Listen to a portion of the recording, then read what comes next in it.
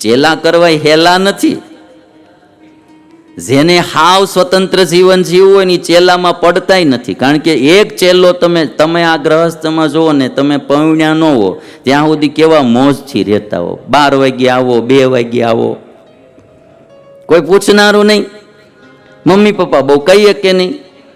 લગ્ન થઈ જાય પછી મોડા આવો, લ્યો તરત પૂછે ક્યાં ગયા હતા અટણ સુધી.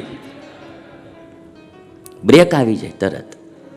એમ ચેલા કરવા એમાં બ્રેક આવે. કારણ કે એને વર્તાવવા છે, તમારે વર્તવું જ પડે.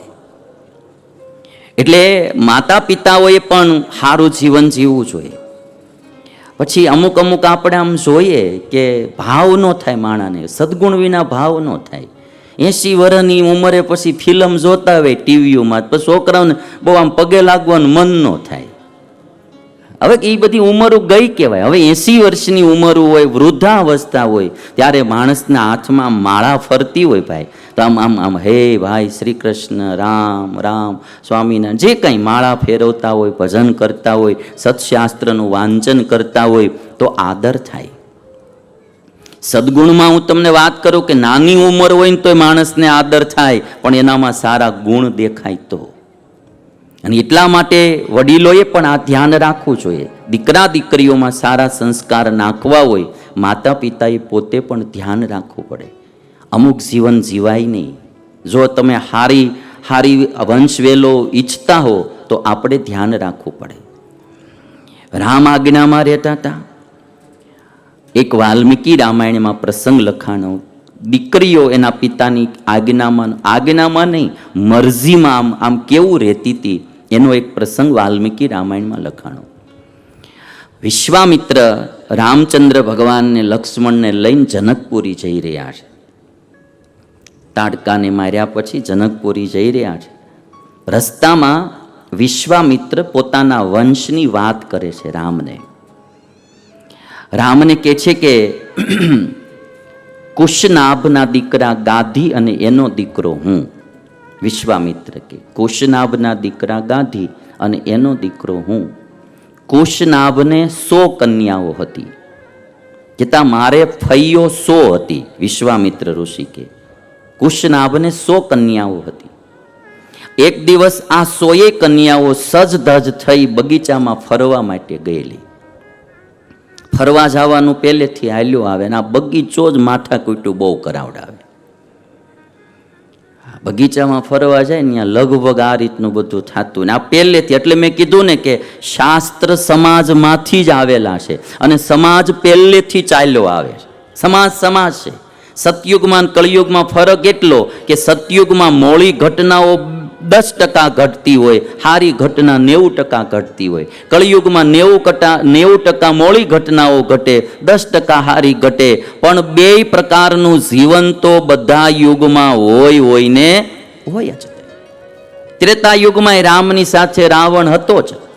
દ્વાપર યુગમાં કૃષ્ણની સાથે કંસ હતો જ. હરેક યુગમાં સારા ને મોળા માણસો રહેવાના, પ્રમાણ ઘટી જાય.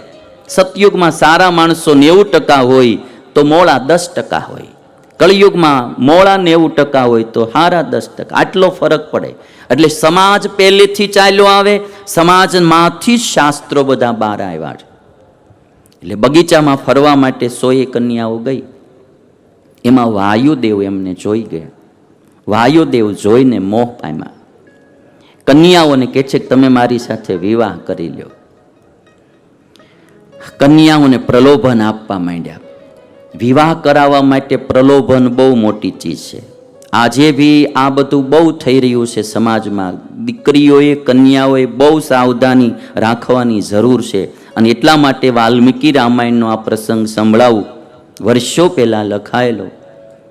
કન્યાઓને વાયુદેવ પ્રલોભન મળ્યા આપવા કે તમે મારી હારે લગ્ન કરશો ને તો તમે અમર બની જાશો. તમારી આયુષ વધી જશે. દેવોની આયુષ બહુ લાંબી, એટલે તમારી આયુષ લાંબી થઈ જશે અને તમારું યૌવન અક્ષય થઈ જશે.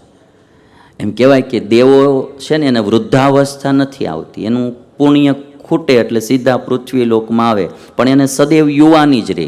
એટલે કે છે કે તમારું યૌવન અક્ષય થઈ જશે અને તમે મનુષ્ય મટીને દેવ થઈ જશો. માટે મારી હારે લગ્ન કરી લો. આજના યુવાનિયાઓ પણ આજે કન્યાઓને પાડવા માટે ભાત ભાતના પ્રલોભનો દેતા હોય.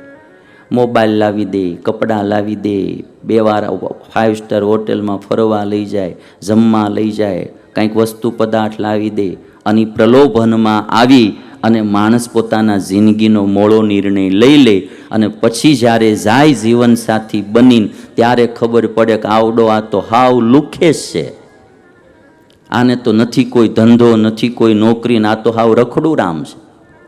પણ પેલા માગે પૈસે તમને બધી વસ્તુની ડિમાન્ડો તમારી પૂરી કરી મને મોટી મોટી વાતો કરીને મારા બાપુજીને આમ ફેક્ટરી ચાલે છે ને મારે આમ છે ને તેમ છે ને, અને ફસાવે. બહુ ધ્યાન રાખ્યા જેવું છે, કોઈના પ્રલોભનમાં ન આવું. એ મને ગમે સીતાજીનું જીવન. રાવણે ગમે એટલા પ્રલોભન આપ્યા, કહેશે કે મારી મંદોદરી આદિ બધી રાણીઓને તારી દાસી બનાવી દઉં, તું મારી પત્ની બની જા. અને રામ તો એ જંગલમાં ભટકનારા 14 વર્ષ પછી વનમાંથી જાશે તો ભરત ગાદીએ નહીં બેહવા દે. આવા બધા રામના અવગુણને પોતાના ગુણ ગાયા. અને ત્યારે સીતાજીએ શું કીધું? એ રાવણ, તું તો કાગડો છો ને રામ તો ગરુડ છે. એ કે તું તો શિયાળિયું છો અને રામ તો સિંહ છે, તું વાત શું કરશો? એ કે તું તો લોઢું છો અને રામ તો હોનું છે. એ કે એક પ્રલોભનમાં સીતાજી લેવાના નહીં ભાઈ. આને આર્ય નારી કહેવાય. વસ્તુ પદાર્થમાં અને કોઈના ખાનપાનમાં લેવાઈ જાય એ આપણું લેવલ બહુ હેઠું કહેવાય. જે માણા ખાનદાન હોય ને એમ વસ્તુ પદાર્થમાં ન લેવાય. અહીં કોઈના પદાર્થોમાં ન લેવાય. કાંઈક તો આપણા જીવનનું મૂલ્ય હોય, આપણા જીવનનું નૂર આપણને હોવું જોઈએ. આ 100 કન્યાઓને પ્રલોભન આપ્યું વાયુદેવે, અને ત્યારે કન્યાઓએ શું કીધું કે પિતાની અવગણના કરીને અમે અમારી રીતે પતિ પસંદ કરી શકીએ નહીં. અમારા પિતાને પૂછ્યા વિના, અમારા પિતાને જાણ કર્યા વિના અમે અમારો પતિ પસંદ ન કરી શકીએ. આજે દીકરીઓ એટલી ઉતાવળમાં નિર્ણયો લેવા માંડે છે કે એના માતા પિતાને કન્યાદાન દેવાનો અવસર રહેવા દેતી નથી. મા બાપના જીવનમાં એક ગૌરવ હોય કન્યાદાન કરવું, પોતાના હાથે એક કન્યાનું દાન થાય એટલે આપણે કન્યાદાન કહીએ. આજે એટલા બધા ઉતાવળોમાં એમાં મોબાઈલ મોટી ભૂમિકા ભજવે. વિષયોમાં માણસ એટલો પાગલ થઈ જાય છે, એને આગલી જિંદગીનો કોઈ ખ્યાલ જ નથી રહેતો અને ફટાફટ નિર્ણય લઈ લે, બસ હવે આમ જ તે. થોડુંક જીવનમાં ધીરજતા રાખવી, મા બાપની આજ્ઞામાં રહેવું, કોઈ સારા સંતોના સત્સંગમાં રહેવું, જેથી કરીને આપણને થોડીક ધીરજતા જીવનમાં રહે. ઉતાવળમાં ભરેલા પગલાં પછી નુકસાન કરશે. અમારે એક સત્સંગીની દીકરી એ રીતે વહી ગયેલી. પછી સત્સંગી મારી પાસે રોતા હતા બિચારા. મને કહે, સ્વામી મેં એને કેવી રીતે રાખીને મોટી કરી, એની કોઈ ઈચ્છા મેં અધૂરી ન રહેવા દીધી. મેં આમ દીકરાની જેમ મારી દીકરીને રાખી, ભણાવી, ગણાવી, અને અત્યારે હાવ ગમે એની, હવે બધું તો મારે જાહેરમાં ન કહેવાય એટલે ન કહું, પણ કંઈક યોગ્ય વસ્તુ ગોતી હોત તો ઠીક, કે ગમે એની ભેગું વયું જવાનું. પછી તો બહુ મનાવી દીકરીને, પણ માની જ નહીં. એના દાદા ગામડેથી આવ્યા, ન માની. પછી મને કે હવે હું કરું? મેં કીધું હવે માનશે નહીં, જવા દો, બીજું હું. તો કે મેં એની પાસે લખાણ કરી લીધું, તારે ત્યાં લગ્ન કરવો હોય તો અમારી હારે કોઈ વ્યવહાર નહીં રહે. મેં કીધું તમે ગમે એ લખાણ કરો હવે તોય, મેં કીધું અમુક સમયે તો મા બાપનું દિલ છે તો એને પાછું ઝૂકવું જ પડે. મેં કીધું. અને દીકરી ગઈ 2 મહિનામાં ત્યાં એવો ત્રાસ વેઠ્યો સાસરિયામાં, પ્રેમ લગ્ન કરીને ગઈ, એવો ત્રાસ વેઠ્યો, પાછી આવી 2 મહિનામાં.